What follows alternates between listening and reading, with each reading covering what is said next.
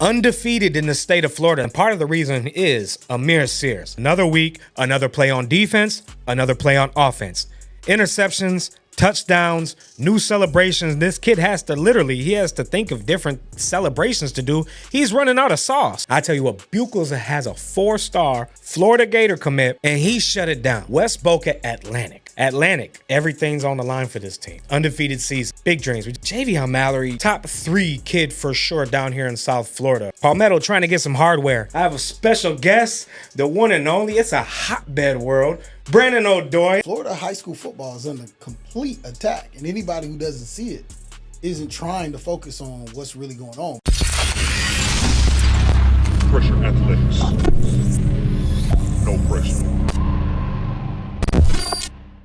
Here we go. Applying pressure week 11, 12. I'm done counting. Episode 3, 5, 6. It doesn't matter. We're doing this. We're here to stay. And today I have a special guest, the one and only. It's a hotbed world. Brandon Odoi. How we doing, B? What's going on, man? Hey, we got bye week. We finally get a little time to relax this week, right? Like we've been hustling. It's a grind. People don't understand. It's an 18-week grind when you live in this football life. And basketball starting too. It's really nonstop. South Florida. I mean, who's got it better than us? From a football perspective, a basketball perspective, South Florida sports is it's taking over. It's taking over the world. I'll tell you what, South Florida, as far as a basketball, and we do hotbed hoops, but it's something I haven't really invested in yet. But man, basketball is becoming a big deal around here. Well, big time. I mean, Cam Boozer, Duke University taking over a program like that, game, and it's 30 points, crazy. Oh my gosh, it's doing incredible stuff. University of Miami's got Coach Moran's. He left, he went to Duke, and we got great basketball, but we are here to talk about football. We got playoffs coming up. We just so happened to see each other the other night. Chaminade St. Thomas. Let's get into it. I said, Brandon, I didn't know who was gonna win this game. I knew it was anybody's game. Anything can happen.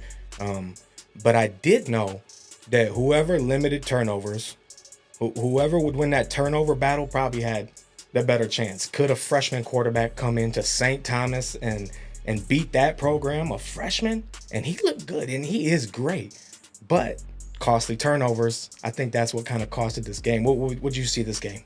I thought so too, and I also thought that, Chaminade, kind of went away from the things that they normally do. Chaminade, I mean, people got kind of caught up in the JJ, CJ, JoJo era and thinking Chaminade is this throw it around the yard type team, and that's never what they've been.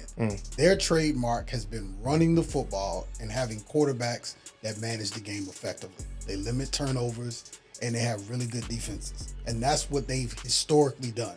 They run the ball. So much so to the point where they broke a state record, with the carries that they gave Thad Franklin a few years ago against Florida High in the state championship. Wow.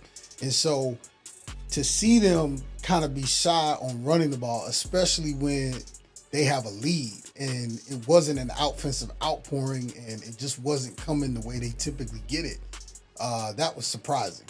But Mr. Lopez is as advertised, and he did his dollar, but maybe in trying to kind of lean on him too much, it kind of got away from him. They turned the ball over in some critical areas. You cannot make mistakes against St. Thomas.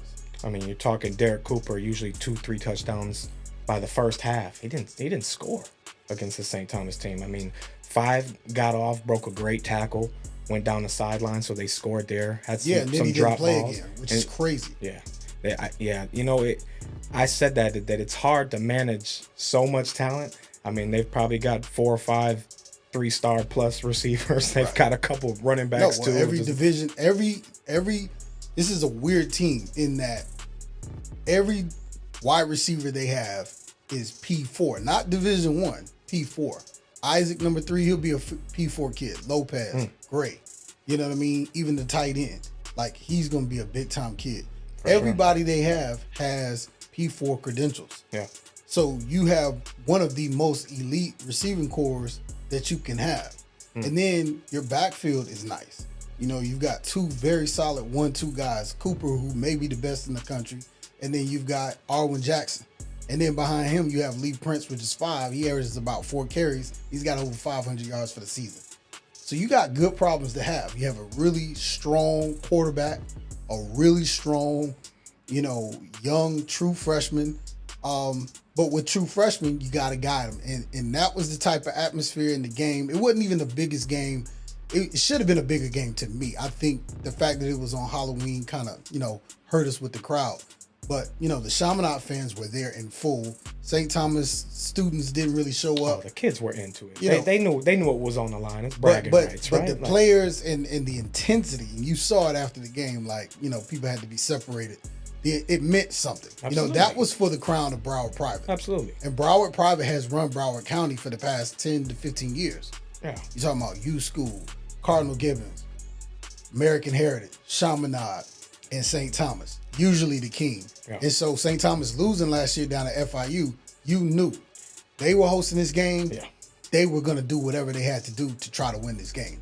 I mean, that's their Super Bowl. We know they're going to win states. Who's going to stop them? Who's going to stop them on this next couple week run? But you have to talk about it, and that's, I understand what you're saying, and I think you're right.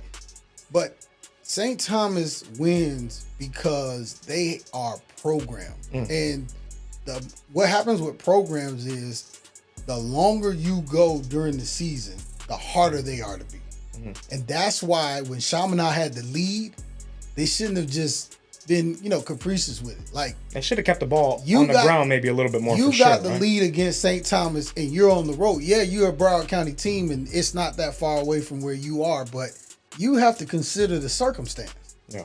You're leading the game. You have a touchdown lead. It was afforded to you off a huge run, and it's been basically a dogfight. Yeah. Why the next play? 0-0 after the first quarter. I mean, this game really didn't start until like the end of the and first it goes half. to half as a tie game. So why, after you grab a lead, why do you come out throwing? Yeah. Okay, you come out throwing. That's fine. You trust your quarterback. You've been throwing all year. It's cool. Okay, cool. Now you turn the ball over, they score. Now it's tied. You still throwing. Because you have backs that are home run hitters. Every back you have can get to the end zone with one run. I mean, Cooper, he was getting yards. He was getting yards. Chaminade controls the game as far as offense goes. These dudes. Run the ball, and Coach Tate is notorious for that. Right. He's notorious for keeping the ball on the ground. And I just think that, it was just interesting that they didn't do what you would expect them to do. And I'm not blaming them for a loss. They played a very good team, and the ball was punched out. That's a young quarterback. He's got to know, hey, when you flush the pocket, they're going to be trying to get the ball away from you. I mean, it's a great play by St. Thomas. But at the end of the day, if I were given this opportunity and I saw what the game was becoming, I'm trying to run out of there. Yeah. You give me a 7-point lead in a game like that, I'm running out of there. Well, unfortunate, for the freshman quarterback, he's going to have to turn that loss into a lesson, right? And move on. He'll be fine for sure, 100%. And Chaminade will be fine. Yeah. And anybody at Chaminade that sees this, what I'm saying is the truth. I'll see everybody. I'm very available. Well, like you said, I officially second guess not running the ball up 7 in a game like that. Like I said, when you've got all those weapons, you're confident. You're confident getting to them. You talk about breaking records and Jason Lopez being as advertised. People don't like being criticized, but the deal is this, and I'm not criticizing. I'm just giving my opinion. But there are things that we don't know. Like, even though we were out there and we have a lot of access to the sidelines, somebody could have been hurt. Something could have happened that maybe would make this make sense. But like on its face, it didn't make any sense. Yeah, I did see Coop out of the game a couple of times, like some third downs or some weird downs. Some, like you said, maybe. But you got two other backs, so that's fine. But absolutely. I'm even cool with throwing the ball to Isaac on a bubble or throwing it just in the boundary, let them make moves, like just throwing to the out, kind of like the bubble screens and just throwing to the flats and see what they can do. Like just getting your very players in high open percentage space. Stuff, right? So you want to, but passing downfield, throwing the ball downfield, and trying to hit big, it just gave me vibes of, okay, we want to dominate this team. We want to show them da-da-da. It wasn't that type of game. And anybody who's been in football games know, after a certain while, the game presents. It was going to be one of those slobber knocking, da-da-da-da. You make a punch, I make a punch. First person to make a real mistake will lose, and that's what happened. I mean, they had some good plays downfield, right? I mean, so, but you live and die by the three. You know, you live and die by the three. Games like that. Yeah, that's what happens in games like that. Everything is going great until it doesn't. You know how many games I've been to like that? And I've been to games where Central's killing Northwestern down at Trash. The game looks over. They score on a big thing. Next thing you know, I mean, like these games, it's just football, and that's why the game has rules. When you get to a certain point, you know, because some OCs have certain philosophies. Hey, we're gonna keep our foot on the gas. We're going to keep our foot on the gas. We're going to do this, whatever. I would have put St. Thomas in a situation where they had to hurry and they had to rush with their quarterback and making plays downfield because they were struggling in the passing game. They weren't struggling. They weren't like killing it. And then the run game was almost inexistent. I don't know if you saw, they found a running game during that game. 10 hasn't played running back like that. You know, the Daly kid, like he's one of their linebackers, but he was effective. And then 20 comes off the bench and he was effective as well. You know what I mean? And so that's what kind of gave them the juice late in that game because they were doing some things and hitting some holes. St. Thomas has notoriously been a running back high type of place. Yeah. They've not struggled to run the ball like they've struggled this year ever almost, you know, and I'm not talking about against, you know, Joe Blow. I'm talking about against modern day. I'm talking about, you know, overseas when they play, you know, the team from London and all of I'm talking about in these big game scenarios. Yeah. And when they found that late, it was a spark. But see, you don't even get a chance to figure that out if I'm running the ball, burning the clock, and putting pressure on you to throw it. Yep. They couldn't find Julius, and why go away from Julius? Why do that? Fitzpatrick had twice as many targets as Julius did that game. He was balling, but I mean, come on, Fitz is. Yeah, you got to find. You got Julius Jones Jr. on your roster. Throw him the ball. Yeah, they definitely got away from him, and I thought it was strange, but I mean, they just know how to win games. They did it the week before. Whether it was Coach, field goals and Heritage. I text Coach Harriet. I said that was a program win. That win, you got that win. Summer sacrifice. You got that win in the offseason because that was coaching, that was preparedness, that was not giving up, that was how long? 48. Like that was St. Thomas Aquinas. If you want to say what is this program, turn on that tape. Yeah. They were cooked. They were cooked in that game. Cooked. Lee Prince came off the bench. He had 2 carries before that. He came off the bench and ran through 4 guys. He was a St. Thomas Raider. He played for them last year. He came off the bench and ran for 81 like that. Ran through the big 6'6" kid FAU offered him today.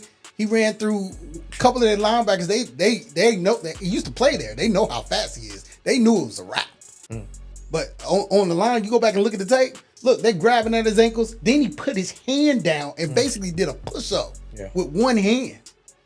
And then he doesn't get another carry. What quarter was that?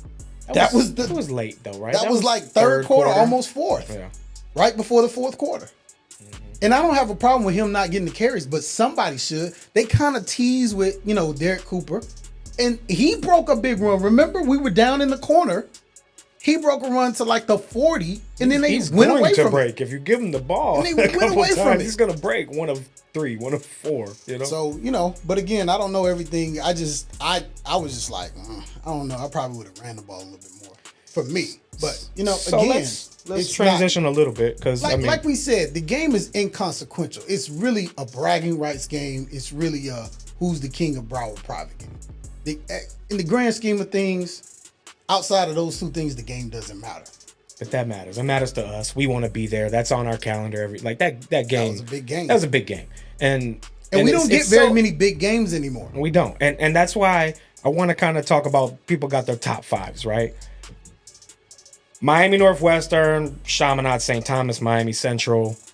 Those are kind of big. If Diabell was still around, you'd have those kind of top 5 swinging around. How do you put Northwestern at number 1 when you really haven't seen them play a whole lot? I feel like St. Thomas schedule. St. Thomas is way more battle tested. I mean, Northwestern is still, to me, the best team, but I wouldn't have a problem if somebody said St. Thomas was the best. Right. It's hard to kind of figure out. I want to give St. Thomas the edge maybe because, like you said, they're battle tested. They, heritage without Dia, but Chaminade this week, NFL London, they played Mater Day at the beginning of the season. We've seen Miami Northwestern and Central, and that's about it. I learned a lot from St. Thomas. That St. Thomas could have laid down, and they had a chance to win late in that game, and I thought that was very telling. And they didn't have the quarterback situation figured out. That's probably the most impressive thing. Like, had they known, hey, we're going with 7, we're going with Mallory, and this is what it's going to be, who knows? They were still testing some things out. He hadn't really presented himself. Right. You're right. And, they were still had to find their identity from the the Cardinal Mooney game previously, which was a lot closer than people thought. But it's going to be one of those years for St. Thomas. And every now and again it happens where they're very good. They're just not dominant, And that's kind of what they are this year to me. Do you think recruiting's getting a little bit harder for them? But it's because people know they have to play. So where St. Thomas, they would have had a bunch of people kind of sitting over there. People are going to Flanagan. People are going to MacArthur. People are going to Miramar. People are going wherever they can to especially get on the younger kids, right? Yeah, it's the youth. You have to, yeah. Yeah, because, at St. Thomas, it's a trust the system, trust the process type place. And that's right. It's just now, if you don't really have film by a sophomore year, it's tough to get recruited. Yeah. And they don't probably like me saying this, but it's the truth. And that's what a lot of these major programs are struggling. There really are no dominant teams, And so even Northwestern, they have things that they have to be concerned about. But I like them at 1 because you've got a quarterback that's super sure of himself. He's got a receiver core, Nick St. Joseph, Calvin Russell, Nick Lanier, who's literally the guy. I think he's the best player down here. And then you've got that defense, that's loaded, 95 on the D line. Killers. You've got, one the linebacker, and he's super talented and all of the things. And then you have the ability, and you got Puda back there, you got Ponton. They struggle a little bit in the secondary. You got JB on one side, Ishmael's backing up. There's a lot of guys over there. But the thing that they can do that most people can't is they can put 2 at safety and it changes everything. That's what they did to Central. You can put Nick Lanier back there and it changes Nick everything. Lanier, number 2. So if you have the superpower, which had an interception, by the way. Right. So it's just like when Central had JoJo and when Chaminade had JoJo. Whenever we get ready, we can take the best athlete down here and he can play defense. And now I thought Derek Cooper would have played defense against St. Thomas. I was looking at that, but I think we're getting into like management mode. I think we're getting into, hey, listen, we're too close to college. This ain't, like I say, this is not for the state championship. They played him. Now listen, St. if Francis, they get him the championship, earlier he played some defense like week 1, week 0. Early in the year, we're in week 11, 12. Nah, and they didn't need him to do that. But you got to protect him too. By, again, extending the game, extending your plays, taking care of the football. But trust me, if that happens in the state championship, he'll play. I guarantee you that. And who could give them a run in 1A? I think Clearwater Central Catholic is dangerous. Do we have? Can we get that list up? Maybe of 1A and the team they've consistently played. I think it's going to be a closer game. I'm not going to sit here and say these people are going to play with Chaminade. I think it's going to be a closer game than last year. The last couple years. No, I don't think they have much to worry about at all. Okay, let's skip 1A because I'm pretty sure boys got that one in the book. Let's go to 2A. What's the second best team? See, the First Academy. That's the thing. First Academy is not eligible. If they were eligible, that would be a decent game. And why are they not eligible? Because they have sanctions, FHSA, Ubering people around. The new Teddy Bridgewater rule. That's why they're introducing legislation to allow coaches to pay for kids to go home. I think it's Arizona that their playoff system is like best teams play best teams. Yeah, and they're like, talking about doing that here. Why not? Like that's what it should be. I think I want to see a St. Thomas and Miami Northwestern lining up. The only reason I'm not embracing it is because, man, we're already getting watered down. I don't want everybody to just go to these organizations that are playing in this open championship, and then the rest of football is like terrible. Because at least with the A's, 7A, 6A, people say, okay, well, I can spread out a little bit and we have an opportunity. See, it used to be, I mean, this is before a little bit before you came onto the scene, but it used to be, man, nobody started the season with state championship goals. Like, we started winning a few championships down here. We started in, Central won in 10. They went in 10. I think they won for the first time in 10, and then they went in 11 and lost or something, and they came back in 12 and 1. My history is kind of fuzzy. It's been a while, but the point is, once multiple teams started winning in South Florida, we fell in love with that, and that's hurt us because there's not enough depth spread across all of these schools. Like, some of these games are unwatchable. Yeah. They're over before the half, and it's because we've become, where can I go and win a state championship? It's not about that. It used to be you played for pride, you played for your neighborhood school, you went out and played for developmental coaches that would get you, to school, give you an opportunity to play at the next level. You look at a place like North Miami Beach, Coach Brittany, he's consistently produced D1 NFL players. Like, that program is struggling now. Why? Because kids can go anywhere. They can go all over the place. And even in this era, he's still doing How many high schools are in the state of Florida, you think? I don't know. But the prevalence of private schools and the growth and development of that is kind of affecting things. I mean, look at what happened. Look at what's happening at Columbus this year. Columbus is having a tough year. Like, it's just, things are changing. And I'm going to tell you, you want to be a college coach, you want to be a high school coach right now in the South Florida area, man, you better figure out a way to have, people in your program attracting the kids that should be going there. And I'm going to tell you that straight up. If you're not doing that, accepting a role and thinking kids are just going to come play for you, it's not going to happen. Look at Miami Jackson. They're forfeiting games this year. A lot of HML, historical power, forfeiting games. Hialeah, Miami Lakes. But can you find good people to coach with the budget that you can't find any good people because people have to make money. Like, they don't pay. So one of our biggest issues is we don't pay coaches.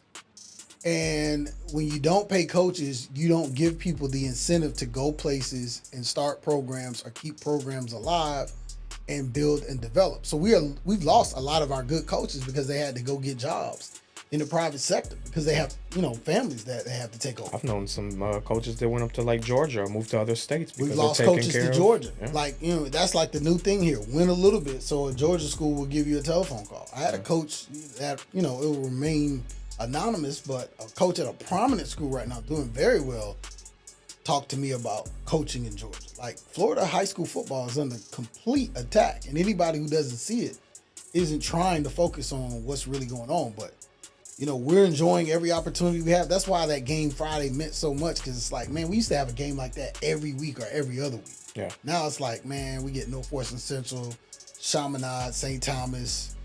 You might catch a West Boca Atlantic. You might catch a game here and there, and then you got to wait to the playoffs when everybody who is really good plays each other. Because for the most part, you go to a game and you kind of know what's going to happen. And that's sad. It used to be, man, you line up on a weekday, you line up on a Thursday, Friday night, and, you got a team coming in, BA coming in to play Dillard. Man, you have no idea what's going to happen. Because it's athletes everywhere. Right. You fool around, you get into a dogfight, next thing you know, you take a loss. Just South Florida, depth, talent. Hey, listen, I'm going to tell you something. Talk to me. Coach DeBuck, Coach Montiel, Cardinal Gibbons. Yeah. Don't sleep on them. And listen, everybody has forgotten it. You remember. So Booker T kind of going away. Coach Ice and those guys heading over to Matter. Takes them out. Remember, last year they went to the game before state championship. There's no Gadsden County this year because they had those sanctions from all those kids, with the school, everything like that. So now 2A, I think Mooney's going to be there. Yep. They played with St. Thomas, so I'm pretty confident they're going to make the state championship. But that other spot, man, don't sleep on Cardinal Gibbons or Carroll City.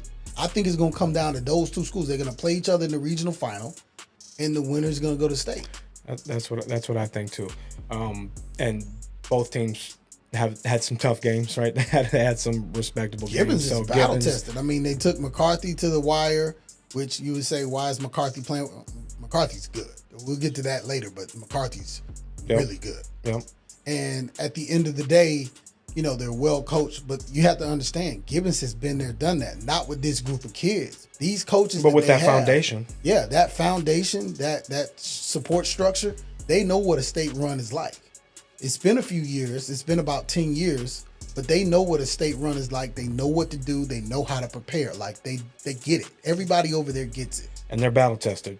Definitely got tested against Chaminade. That's one. Yeah. That's probably the only game they struggled with. Everything else they put up points. But you have to like what they've done as a program because they've survived all of the attrition. They survived all those things and remained a very good program. And now they get to just play 2A guys. Yeah. Because a lot of what they do is just trying to be competitive down here, meaning you've got to play the other schools because that's what's expected of you. You know, when you're a South Florida team, you try to play some of the best from the area. People don't, just because they're not in your classification, people don't accept like you not taking those games. Do we have round one? Do they have matchups set yet? When do we get matchups? Do you know? Well, there's still games tomorrow, Tuesday. So okay, is there a couple makeup? Yeah, okay. So there are a few makeup games, and that's going to determine the seeding. Any significant games, or just some? Are there just a couple randoms? Well, on Tuesday tomorrow. If True North has a game, that's a significant game. But I'm gonna tell you, bringing up True North, don't forget about them with Chaminade. Yeah, like that's gonna be a much closer game than it's ever been, probably. And Zach Katz, he said during our media day, he said we're gonna beat Chaminade this year. He put it on record. I mean, he's ultimate competitor. We seen that early on, and again, it's one of those things. See him go to receiver in 7-on. You know, it's one of those things. He's a super confident dude. Turnovers, freshman quarterback, playoffs. You're tested. And that True North team winning, they're one of the few teams that beat Archbishop this year. Archbishop beat Norland, American Heritage. They beat Calvary. Larry Bluestein came on the show a couple weeks ago, and he said True North was a team to look out for the future too. Just a program that's going to continue building. I'm telling you, man, True North, everything they've built. This is when, because remember, all these kids start playing in 8th grade. Yeah. These kids have been playing. This is their 4th year on varsity. They're basically football seniors, and they have another year left. So if they don't win it this year, look out. I mean, yeah, because it's like, wow, these dudes are all coming back again, and then you know how it goes. Like, it's a good sign too, like loyalty. These kids ain't going nowhere. Well, they're shiny object syndrome. I'm sure. I think when Zach tested the waters at Chaminade, didn't go well. He went back. Other kids saw that and they were like, all right, we can stay where we are. Let's lock in. Northwestern Central. I don't think we need to even talk about anybody else but those two teams. No, there's nobody else. Is there a situation? Nobody else in the state. Is there a situation ever where we would see those teams play in a state championship game? If they're the first 2 ranked teams. Which they are, right? In the states. Because the way has that ever when you get to before? the Final Four, they go different places. Have we ever had a Northwestern Central state championship game? No. That would be bigger than anything we've ever seen. And we're expecting them to play for the regional final. But that might break records for the most amount of people ever come to a Florida State championship game. Yeah. Whatever stadium that's in, it fills up significantly. Were you there last year when Northwestern just played Jacksonville Reigns? Exactly. And people were jumping the fence. Exactly. Put Central in that game, and what happens there? No, you better hope you can get tickets. Yeah. It's gonna be a super. It'll be bigger than any Miami game that we've had outside of maybe Notre Dame. Yeah, for sure. So let's lock our fingers for that one. We'd love to see that. Otherwise, they would see each other in like a semifinals matchup. Central showed some warts during that Southridge game. Yeah, they've got to clean some things up. They have time to do it, but was it not Southridge? Who did they just play? They just Carroll City. It was slow. It was like a 9-6 halftime score. Like teams get better. Turnovers early in the Good game. coach teams get better over time. Yeah. And a lot of people came out of that game with with Carroll City, like, I don't Which know. again, they can beat a Columbus, and Carroll City might win the state championship. Don't sleep on Miami Carroll football. City in 2A, like, again, it's going to be Carroll City and Cardinal Gibbons, and the winner of that game Gibbons. has to try to figure out a way to knock off Moody, and that's what it's going to be. Yeah. 4A, Jaime, what we got in 4A? Heritage. Can Heritage get the job done? Larry Bluestein said 4A. That might be the only class that South Florida doesn't win state championship Because the game. thing is, and I get why Blue says that, because, the thing is, McCarthy's been the best regular season team, and they knocked off Norland and they knocked off Heritage. But those teams know how to play in the playoffs and make runs. Yeah. They don't. So it's like, okay, now that your kids have had the best season ever there, now that they've done all the things they've done, are they ready for this? So Archbishop McCarthy, they're on this list too? I'm sorry. Yeah, we got they're Heritage, number one in the region. Archbishop McCarthy, and who else? Norland. Norland's playing Don't better than sleep ever. on Norland. They're playing better than ever. They Don't are sleep really on coming Norland. around at 5-5. They're really coming around. Kyle Moore, they're letting, Ken got Dobson weapons. the second play some wide receiver. Yeah. Committed to UNC. And 10, 4, big target. He's probably 6'3". So it's I don't know. I'm not ready to pronounce them, a state championship participant, but I don't know. We can see. Was that last year? Was that last year? What? Norland lost the state championship. No, 2 years Was ago. that 2 years ago? It's like fresh on everybody's mind. Oh my gosh. You're like everybody else. Jeez. Please, let's move on to 5A. That was a tough game to watch. That was tough, man. That one still hurts. St. Thomas, Lakeland. Who else? Atlantic. I've heard all year Atlantic's going to beat St. Thomas this year. They're going to beat St. Thomas this year. So what? West Boca, Atlantic. Let's just talk about it for a second. Well, Atlantic is strong. It's a strong team. I'm very surprised at how they played West Boca. I was a little bit disappointed in that effort. I thought they had a little bit more juice there, and 18-14 at the half. I think they were up, if I'm not mistaken. Mm-hmm. To come back and not came score. Back. Oh. Yeah, that was rough, and it kind of was reminiscent of the previous year where they went up 21-0 on St. Thomas at home. Like, both of those games were at home. That's the troubling thing. It's like culture wins, and culture has to win you some of those games. Like, you have to split one of those tough games at home. Like, you've got to do that.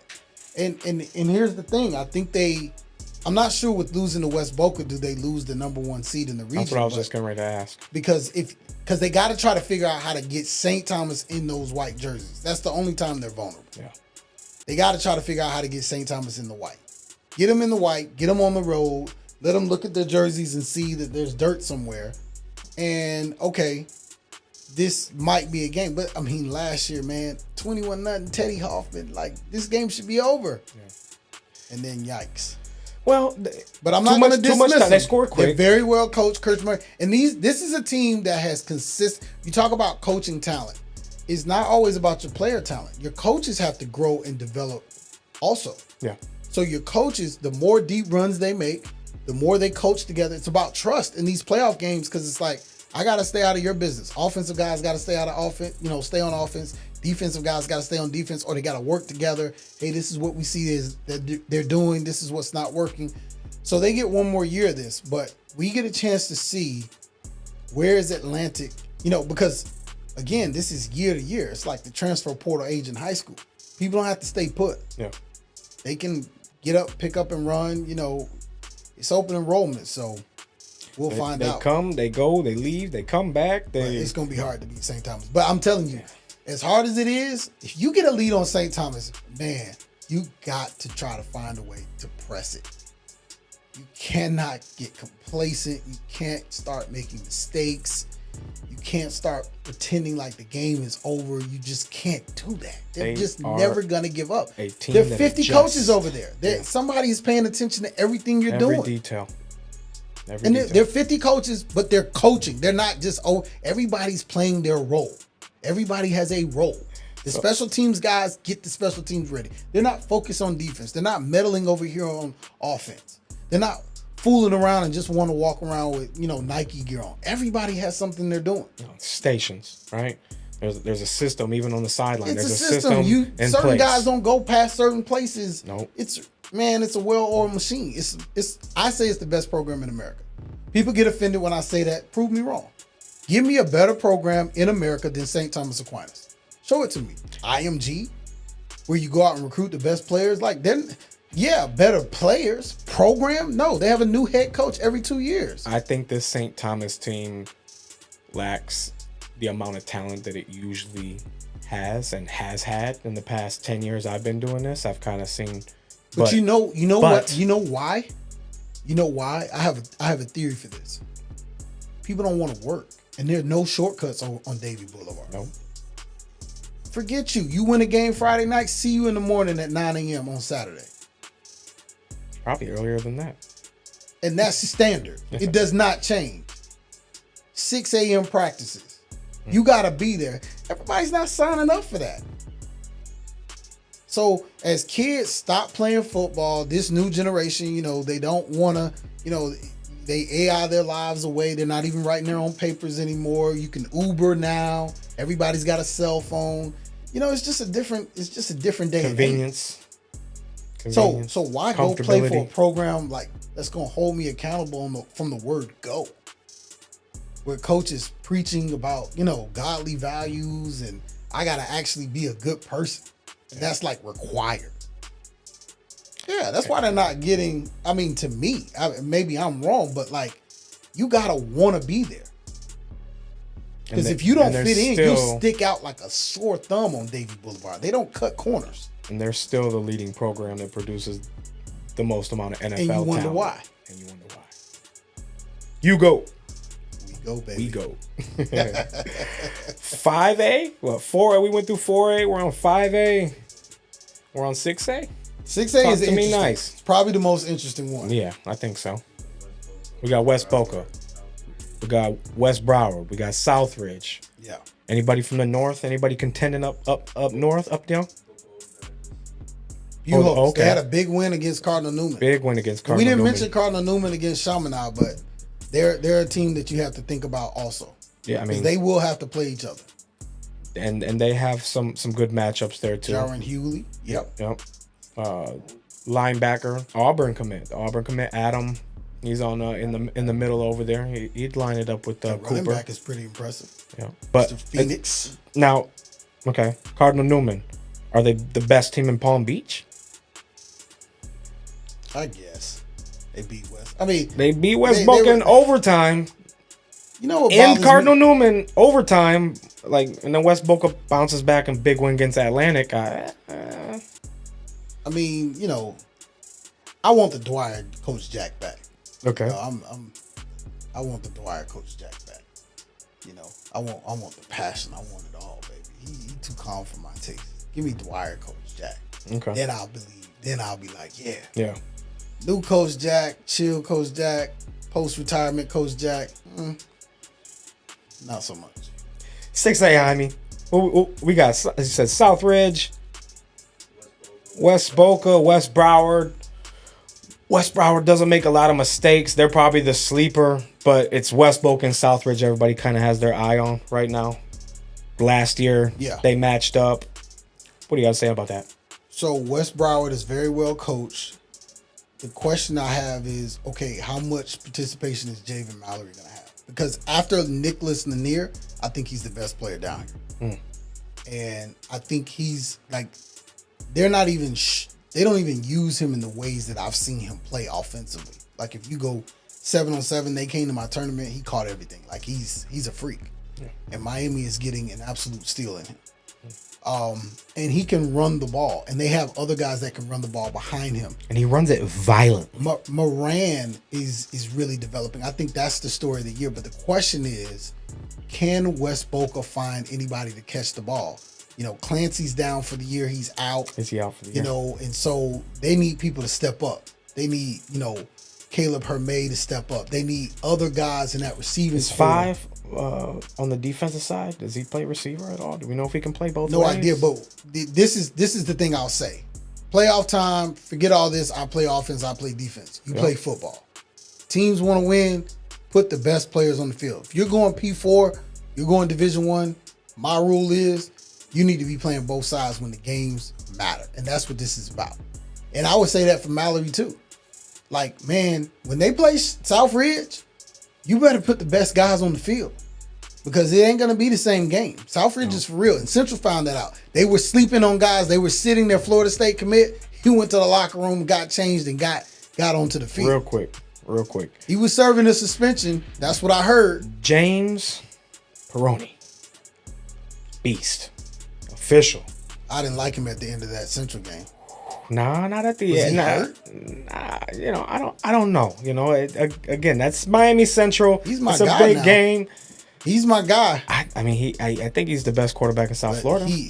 I like him as a sniper. Boy, he showed a lot of guts last year, didn't he? He said his ankle looked like a golf ball. And listen, they almost won. Yeah. You could argue they should have won the West Boca game. Yeah. Tough as nails. He's a tough customer. I think he got his bell rung against Central late, and that's why you saw some of the play that he had. You start to think twice about some things when you get hit hard. And it's easy for me to say I'm an armchair quarterback, but I mean he's tough as nails, and I would, if I'm West Boca, I wouldn't want to deal with him. But that game may be in the state this year. Another one, you said that earlier, that could actually be a state championship game. Great. That would be great. And let me not do Coach McCartney like that at West Broward. I mean, he's built something very special over there. They've been relevant now for more years in the 10s than they have in the 20s than they have ever. And so I think that's a credit to him, he's kept going out there. Amir Sears, is he not one of Florida's best too? You talk about Nick Lanier, he's a younger kid, but he's up and coming. He's not in that conversation yet, yeah. but he's definitely the next of the next. Him and Isaac, J4 over at MacArthur, those two-way guys that can just, give you everything. That's, those 27, 28 kids. Yeah, I see a lot of Travis Hunter in there. He's, size. J4, MacArthur, he's a 27, but, those younger guys who can go both ways and make something happen, definitely. Sounds like it's coming out the South to me. Last but not least, right? 7? Or do we have an 8? 7A. No 8. There's no 8, right? It's just 7. And 7, who we have? Palmetto. Columbus? Don't sleep on Columbus. And who else? There's one more, right? Teams find a way, man. Palm Beach. Who? Jupiter, Palm Beach Central. Okay. So Palmetto and Columbus. Let's stick there because we followed a lot of them. Absolutely. Yep. And they played each other. Three-point game. Palmetto actually pulled it out. Columbus. See each other again, and listen, Manascal coach, he's quiet. He's such a veteran. He's got players. That's gonna be a brawl, man. When they get together, if Columbus can make it, like they've been, really, they got to find some new footing. Yeah. But those two guys playing each other for the regional championship, the right to go to state, that's gonna be a big game. It's going to be a huge game. We've seen, like you said, Columbus is having a down year, but we've seen what they can do. That foundation's still intact. It's a program. Great coaches. Great program. Again, they know how to win. Programs that people don't want to go to. Early practices. And they almost beat Southridge a couple weeks ago. To that stuff. So Columbus, they can hang. They can hang for sure. If they could have completed that game during the year, the early game, they would have beat, I think, Southridge, and their season might have gone differently. So, funny deals. Brandon, you do a lot for the community, in the community, for sports. I'm trying to get into basketball too. We've done a little bit of basketball. We've just been persistent, been active, and consistent, over these years. What's next? What do you have going on? When's the next game? When's the next event? What do you got planned? Next coming up is our middle school All-American game, 12th annual, right down here in South Florida. 12th annual. December 31st through the 3rd. It's my birthday. Approaching 300 Division I alumni. Wow. I mean, we are the very best in that space. So we're looking for all the best 6th, 7th, and 8th graders to come. Invest in yourself. Pay. Don't look for a handout. Yep. Invest in yourself. The game's $2.99. Register, take place, play with the best, measure your talent, start making a name for yourself. And network, Parents, get down here, shake hands, meet Brandon. He's always talking. Let me explain why it's important, because I'm going to these colleges are calling me. I will validate a kid I've seen play in that game because I know what other kids who've played in that game have done. And explain that a little bit more. So, you say go to colleges because you do a whole college tour with the kids, but you go on your own and just talk a little bit more in depth. Because we do so many tours and we engage with these coaches so much, they'll call us for an opinion. And when I've seen Malachi Tony in 6th grade run around and be the best athlete as a diminutive kid back in that time, I can sign off on what he's done because I've seen it firsthand. Not just on his team where they're catering to him. Right. So when you come into Hotbed, it really proves who's really good because you don't have that much time to practice. And they're not catering to the things you naturally do well. Some players can't make it in that environment. The guy that comes to Hotbed and excels is good no matter what because nothing caters to him. He's got a quarterback he's never thrown with. He's got a line that's never been together, never played together. Gotta figure it out. And everything is just being figured out. Yeah. So if you can shine in that environment, it usually gives the indication that you're elite. Nicholas Lanier. At the time, Nick played with the 6th grade and he was falling back to the 5th grade. He would do that later. But at the time when he was playing up with his age, because he had been playing 10U, but he was playing with 11 kids. And he made it on defense. He didn't make his impact on offense. So what he did against Central on defense, to me, is not a surprise. Kid wants to play offense, and that's cool. But he's elite. I mean, really some of the best we've ever seen at the safety position and on defense. And I saw that in 6th grade. Malachi with the ball in his hands, electric. I saw that in 6th grade when he was in middle school. Amir Sears was in the Hotbed game in 8th grade. Dominant. Had really good. Amari Daniels, Texas A&M. Davion Goss, North Carolina. The list goes on and on and on. Isaiah Horton, Alabama, #1 in the program. Caught balls right here at Coconut Creek. He's from Tennessee. We got kids. Wanye Morris played in the very first game, won a championship with Mahomes, blocking for Mahomes. His rookie year in the league, out of Atlanta, Georgia, Grayson High School. So we've had kids that come in, traveled to South Florida, played with the best, going on to do big things, and we're looking for the next group. Well, I'll say this, and we're in South Florida. We talked about this at the beginning of the show. We see the best of the best. This is the best talent pool down here, and we evaluate this all year. So a game like this, and I always say a 3-star in Florida, if he went to another state, he might be a 4-star, 5-star. It's just a different level of talent down here. And I'm from Michigan. I'm not from down here, so I'm not biased. So when a kid comes from out of state, from Oklahoma or Atlanta or Texas, they're coming down and size yourself up. Like you said, invest in yourself. See where you're really at, because when you get to college and so forth, so on, it's a smaller pool. And a lot of those kids in that pool are swimming down here in South Florida. So make sure you reach out. The middle school game. We got media day coming up. What's up? Basketball media day. Can we get it popping? Can we do it? Can we collab on that? Somebody asked me, when does the season start? I think it's pretty much now. I would commit to next year for sure. Okay. We're bringing it back. We took 2 years off. 2026 basketball media day. You heard it. He's committing right now. We're gonna be we're going back to the church building, Pembroke Pines, Hope Church of Christ. We're gonna be there. Every basketball team is invited. Brandon, anything else you want to say to the people? Message for the kids? Anything you want to get off your chest real quick? Listen, man, it's a new day and age in college and high school football. They're firing these coaches after having winning seasons and after taking teams to playoffs. They're paying these coaches a lot of money to get rid of them. It only means one thing. The recruit, which means you, the high school recruit, has to be better, bigger, faster, stronger. Gotta have film. I love 7-on-7. You better get on the track and learn how to run if you're at a skill position. Everything needs to be verified. Everything needs to be measured, because when you're not going to school, you remember my voice. It's a hotbed world. No pressure, Brandon. No pressure.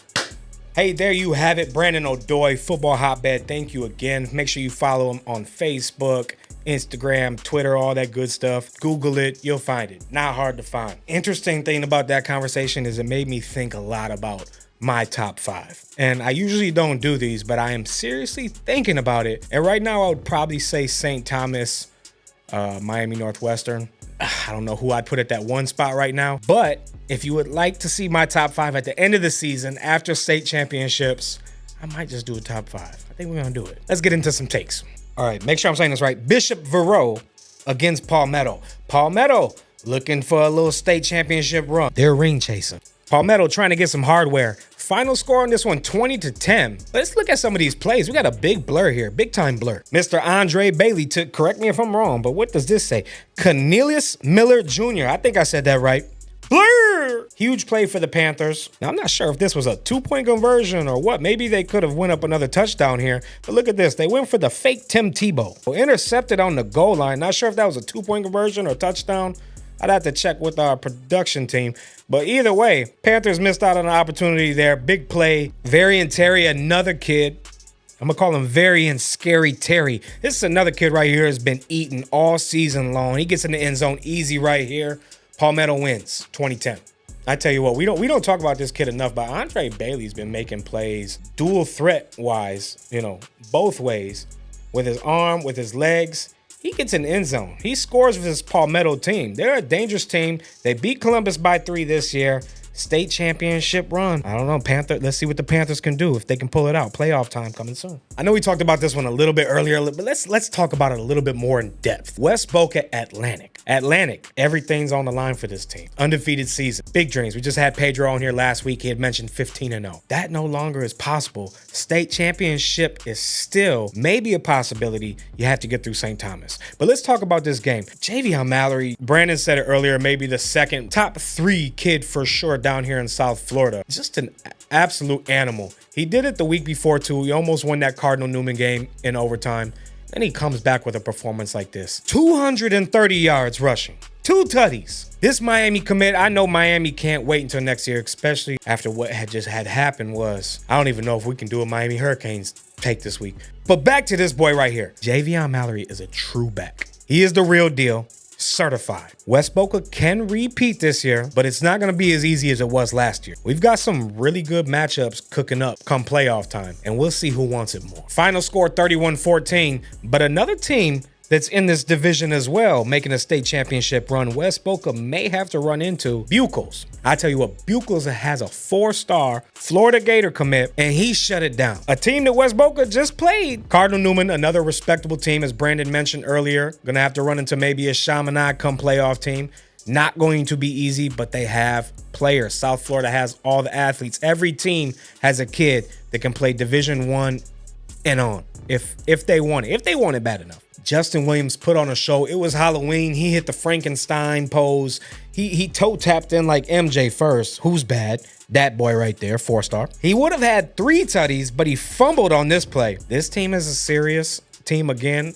West Boca, Southridge. Who else did we just say again in there? Buchholz, and who was the other one? West Broward. Sorry, I'm not sleeping on West Broward. I just don't know the divisions and whatnot. That is a loaded division. I still think it comes from the South. We will see here shortly. But no better way than to make up from a mistake. TD, win the game. Game winner, Justin Williams, 4-star. Buchholz will win this in a close one, 34-30. Like I said, we ain't sleeping on you because we're there every week. West Broward, they took on Western, undefeated in the state of Florida. They haven't lost a game since week 2. And part of the reason is Amir Sears. Here he goes again. Another week, another play on defense, another play on offense. Interceptions, touchdowns, new celebrations. This kid has to think of different celebrations to do. He's running out of sauce. And he's not the only great thing about this team. They have a quarterback, a senior quarterback, veteran leader, no mistakes, putting up points, 4, 5, 6 TDs a game, whatever he has to do.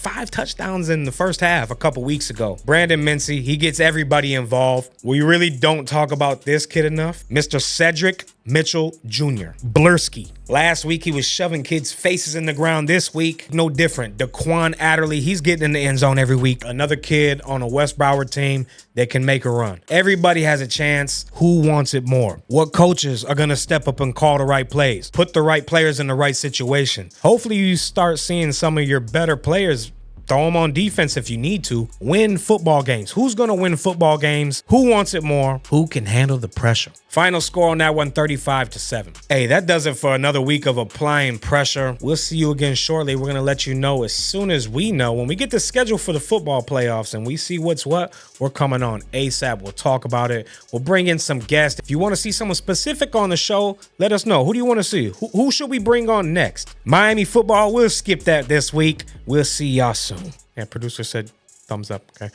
We'll go ahead and move on from that one. Applying pressure. We'll see you soon. Playoffs on the way. Who wants it?